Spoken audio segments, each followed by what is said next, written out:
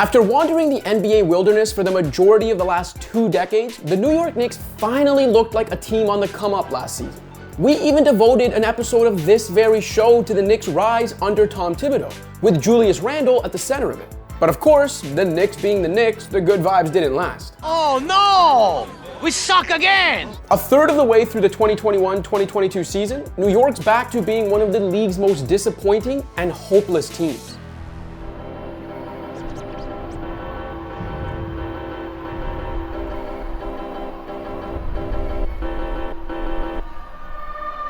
Though they ultimately lost in 5 games to Trae Young's Hawks in the first round of the playoffs, the Knicks' surprising run to the Eastern Conference's 4 seed last year felt like a stepping stone for a franchise that desperately needed one. Buoyed by a top 4 defense, but sunk by an offense that dried up in the playoffs, the Knicks essentially sacrificed Reggie Bullock and Elfrid Payton for the more offensively capable Kemba Walker and Evan Fournier in the offseason. Except the team's offense has sputtered, and while a slightly below average attack is actually a minor improvement on last year's 22nd ranked offense, it's nowhere near good enough to make up for New York's defensive drop-off. The 2 big offseason additions were easy scapegoats. Fournier, who signed a contract that will pay him nearly $20 million 2 years from now, is having one of his worst overall seasons. So that is much too much money. Meanwhile, after starting 18 of the Knicks' first 19 games to little effect, Kemba went 3 weeks without playing a single minute after that. Walker has since rejoined the rotation, but only because the battered Knicks needed bodies. The more concerning issue for the Knicks, however, is the performance of the mainstays. Following an improved sophomore season, 2019 number 3 pick RJ Barrett's efficiency and consistency has once again dipped, while Randle's hot jump shooting from last season now looks like it might have been a blip rather than the norm. And unfortunately for Randle and the Knicks, who gave the big man a contract that includes a $29.4 million player option 4 years from now, it's not just his shooting that has proven unsustainable. Though adding Fournier and Walker did up the team's overall talent level in theory, the Knicks miscalculated in assuming last season's results meant they could afford to sacrifice some on the defensive end.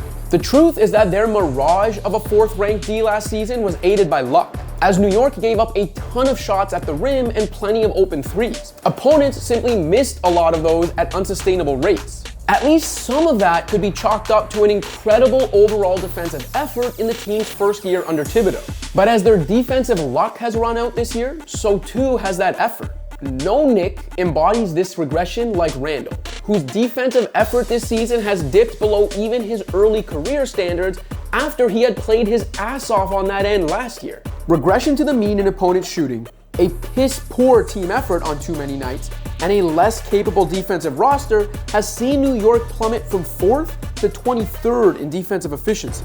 Just as Randle and Tibbs were deserving of praise for how things went last season, they're equally deserving of criticism for this year's disappointing follow-up. Even in replacing Kemba in the starting lineup, Thibodeau chose to go with veteran Alec Burks over sophomore guard Immanuel Quickley. A move that makes little sense in the big picture when considering New York's future, and one that's also left the team's starting lineup without a true offensive initiator in the present. That, in turn, has led to a heavier workload on Randle that he's quite frankly not suited for.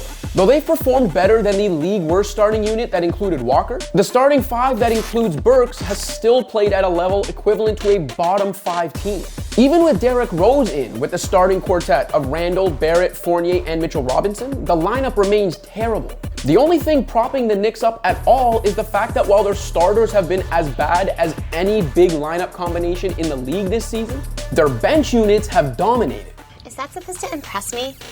None of what's transpired this season bodes well for the Knicks' future. They aren't quite bad enough to secure top-tier lottery odds, and they aren't projected to have cap space in the next couple years either. So Knicks fans can't even bank on the free agency route to add star-level talent, a route that, it should be noted, has rarely actually proven fruitful for them anyway. The team's also not exactly flush with young talent, though Barrett, Quickley, and Obi Toppin, who's averaging less than 16 minutes per game, could change that should one or more of them pop. Look, the MSG faithful is used to a sketchy future, but they thought this Knicks team could at least compete in the present, if not for the biggest prize, then at least to just build on last season's feel-good result. This team doesn't look remotely capable of even that. Thanks for watching. If you liked this video and want to see more content like this, be sure to hit that subscribe button.